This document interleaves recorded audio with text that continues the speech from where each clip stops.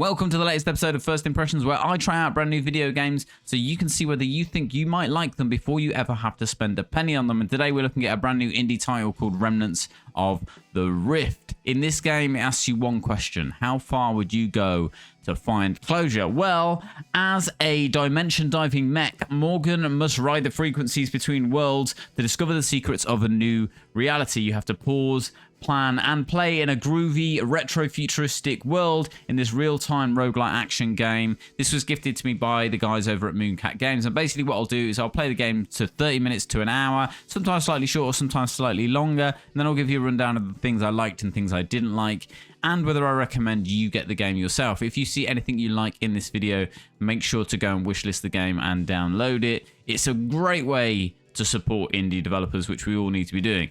If you haven't already, do hit the like and subscribe button below. I'd love to have you as part of the community, and it doesn't cost a single thing to do that. But for now, let's get into the game and see what we think. Press any key. I see a Ctrl and I see an Alt, but I don't see an any key.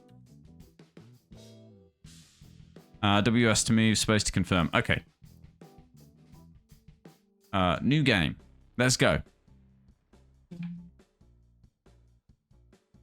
WASD to move around.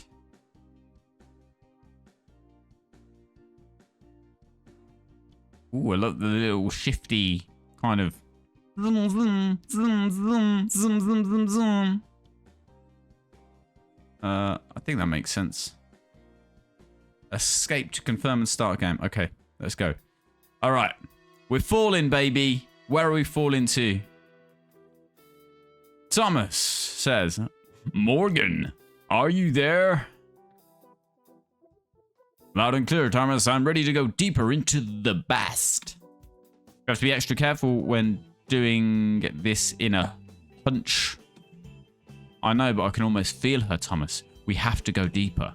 Yeah, well, it's all uncharted territory now. Remember, they won't stop. Their objective is to reach the modulator. They won't hurt you if they hit you. They will only destabilize you for a few seconds. But if they hurt the modulator, your stability will go down. 3 hits and we're out. You're by my side. Everything will work out. For Clark? For Clark. Press space to aim and use your skill. Or tab to cancel.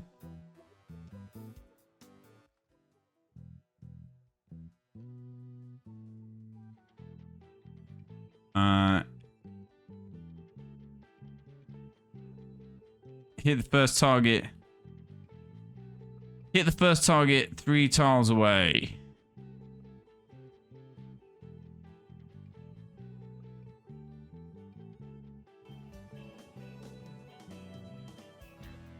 Q and E to cycle between your skills.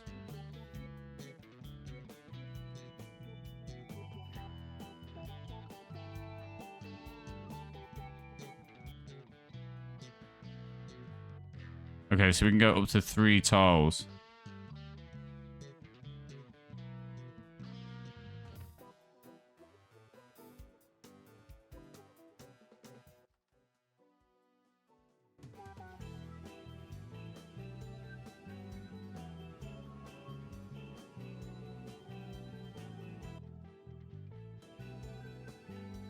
What are my skills?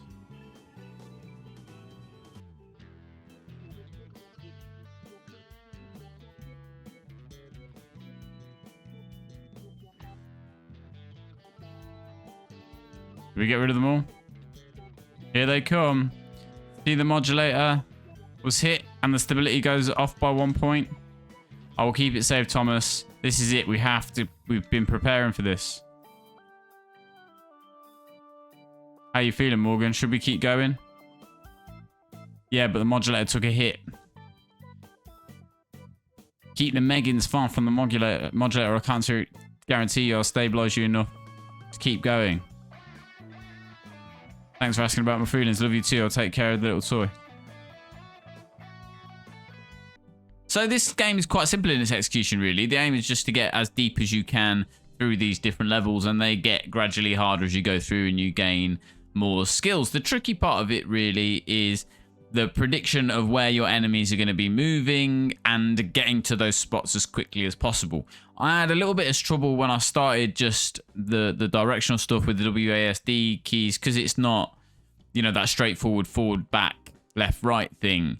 Sometimes I was going in the wrong direction, but it is more difficult than you think it's going to be, because your kind of weapon cooldowns, or the amount you can use any one skill, is limited. So you're constantly trying to switch tactics between different things. So, you know, if you're within one space of an enemy, or you've got a space between you and your enemy, you might use a mine. If you're in 4 spaces of your enemy, you might use different things depending on how far away from your enemy they are and what direction they're in. And that's where the skill element of this comes in.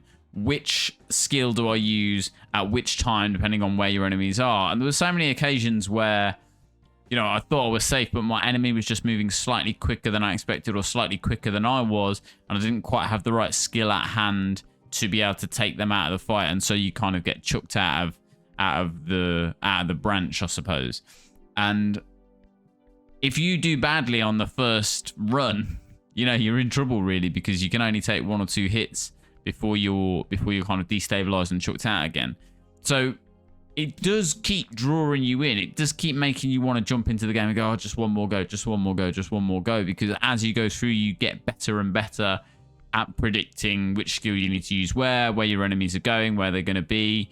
But it's not as easy as it looks, because it looks so simple on the surface that you go, oh, this is going to get boring maybe, or this is going to be too easy. But actually, you're constantly thinking, right, what skill should I be using now? Where's my enemy going? You know, how do I best navigate this? And then you've got all these other obstacles that are within the map that kind of stick you in one place for a certain amount of time. Different enemies have different kind of circumferences that they're attacking you at, so you're also trying to avoid these red or dangerous squares, as well as trying to keep them away from the modulator, I think it's called. So there's all these different things going through your head, and it's a bit like driving a car. When you first start driving a car, you're really thinking about, is the clutch in?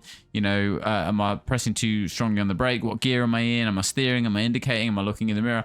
And then, you know, after a while, you just do all of that stuff naturally and without having to think about it. And I feel like that's what this game is.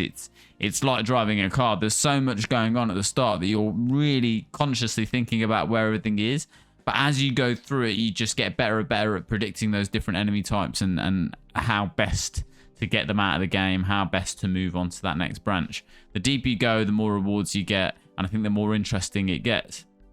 Artwork-wise, you know, it's quite a simple execution of the artwork, although it's nice. And there is a story building around it about, you know, trying to find someone, trying to get as deep as you can, trying to solve this mystery, trying to get closure, as it says in the synopsis of the game. So in between each one of these things, you do get these little kind of deeper into the story. You do start to build relationships with the characters.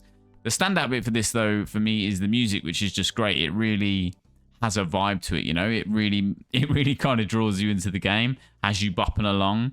You know, this is one that I think you could quite easily sink hours into and not realize they've gone by, because especially if you have a good run, you just want to get back in again to see if you can beat that previous run. So you're in that constant competition with yourself. And, you know, I think with roguelites, it is difficult sometimes to start again, but I think there's enough variation in this game that you're not necessarily experiencing the same map or the same route every single time. So you do want to keep going back into it, and you do want to see what new skills you can get, and you do want to see what the different enemy types are. So I'd recommend this one. Definitely give it a go. Go and check it out. I'll put a link to the Steam link below. Make sure you go and wishlist the game and download it. Give it a go. Really, really more than it looks on the surface. I think there's definitely more to it than the simplicity of its surface level. It's like one of those houses that you go to buy where they're like, we really recommend you view this, because, you know, from the outside, you're not going to get the best possible experience of it. So go and give this a go. Really recommend it. And if you haven't already, don't forget to hit that subscribe button and the like button below. Drop me a comment to let me know what you thought of the game, or if you'd like to see me try any games out because you're thinking about buying them but you don't want to yet, then drop a link below, drop a message below, drop a comment below, and I'll try and add it to the list. Alright guys, I appreciate you, and I'll see you on the next one.